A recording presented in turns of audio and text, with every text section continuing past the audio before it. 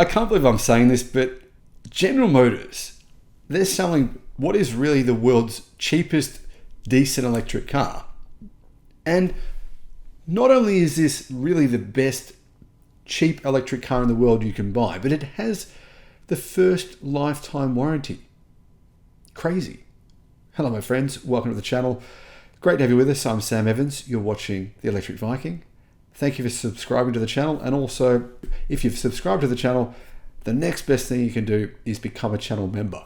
I'll put a link in the description below. Now, this was once the world's best-selling electric car. It's not anymore. It's really only primarily sold in China. There is another version of it that's sold in a few Southeast Asian countries as well. In fact, Europe were importing this car to a couple of countries, but they had to make changes which drastically increased the price. In fact, it about doubled the price. In China, these vehicles start at around $5,000 US, and they're actually pretty good. We know that because, well, hundreds and hundreds of thousands of these have been sold. In fact, maybe over 1 million by now. The new version of the world's best budget EV has been revealed. It's no longer the square-shaped, boxy-looking car it used to be. It's now very, very rounded. The Wuling Mini EV is jointly built by General Motors, not really, but they own 33% of it, SAIC, and Wuling in China. The SAIC GM-Wuling joint venture is, well, it's a company that's produced some decent electric cars for very low prices. The best-selling EV family in China, as a family, they've sold more than 1.4 million since the debut of the original version of this car in 2020. There are some decent competitors to this now, but this is still the best-selling micro EV in China. As you can see, it's definitely designed, changed quite a bit. It's now actually a little bit bigger as well, but it still has those little 13-inch wheels and it's still extremely cheap. This is the 5-door version and it's quite practical. I mean, you actually can pretty comfortably fit 4 people in this car with a bit of luggage in the back as well. So how big is this thing? Well, it's 3,256 millimeters long. That's 128.2 inches. Vehicles have to be pretty much around this size to qualify as a key car in China. I know that's a Japanese phrase, but if you have a car this size, you actually, in many cities in China, get much cheaper registration. And it falls under this sort of different sector in China where it's just a cheaper vehicle in many other ways, aside from the original buying price as well. So it's not very big, of course. It's the size of, it's a little bit smaller than a Toyota Yaris, but the interior space is bigger than you would expect because being an EV and having a pretty short bonnet, they managed to kind of really maximize the interior size. It's 1.5 meters wide, that's 59.4 inches, and 128 inches long. It's 1,578 millimeters tall, that's 62.1 inches tall. So it's actually 13 inches longer compared to its 3-door only predecessor, with an extra 250 millimeters, that's 10 inches between the axles. It's grown significantly versus the original Wuling Mini EV. Inside, it actually looks pretty good. I think it does anyway, guys. It's obviously got the central touchscreen, which looks like a 12-inch screen. It's got that small screen in front of the driver, and it's got pretty decent batteries. I mean, this doesn't use lead-acid batteries. They use proper lithium iron phosphate batteries. They also now have a decent amount of power. For a car this size, it's not bad. 40 horsepower, a single rear-mounted electric motor, that's 30 kilowatt. Power comes via a lithium iron phosphate, so LFP battery pack, and well, we don't actually know the exact range, but it looks like it's around 280 kilometers or 170 miles from the 26 kilowatt hour battery. The starting price of a version that is the same as this but has a smaller battery is $4,500 US. So I estimate this option will be about $5,900, around about that price, considering you're getting an EV, right, which can carry people, multiple people, and you know, some baggage, your shopping, etc.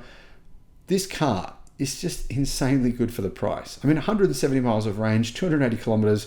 It's got enough power to do 100 kilometers an hour. It won't go any faster than that. But I mean, 60 miles an hour, it's all you need. You're probably not going to drive this on a freeway in America because, well, they're not sold in America. But in China, and I think in many European cities, this is the perfect car. That said, it's not sold in Europe. It's not sold in most European countries. It is sold in a couple. It's imported and then they do some modifications to it to make it have the right safety regulations. But in China and for Southeast Asian countries, this is just the perfect vehicle. So, a few years back, General Motors said that they were the best-selling EV brand in the world. Well, it's because they were claiming Wuling EV sales as well. Technically, I guess they could do that, but they do only own 33% of this tri-venture.